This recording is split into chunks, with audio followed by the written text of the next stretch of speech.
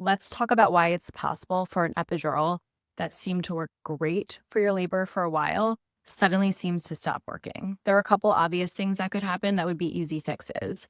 One would be if the catheter got disconnected from the medication pump or the medication pump was turned off accidentally. The other thing that could happen is the catheter was kinked in some way and the medication wasn't able to flow into the catheter. Usually in those cases, the pump will beep and alert us to this problem before you really lose a lot of your pain control.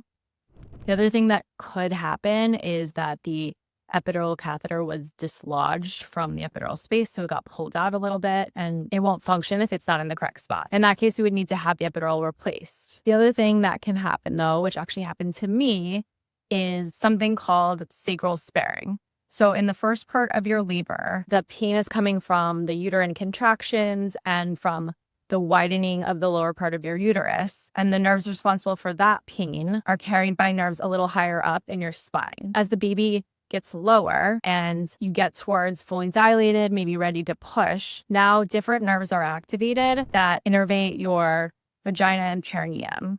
So sometimes towards the end of your labor, you start feeling a lot of pain down below. These nerves are different. Not only are they lower down in your spine, but they're also thicker and harder for the medication that comes from the epidural to penetrate. If this happens to you, there are things we can do.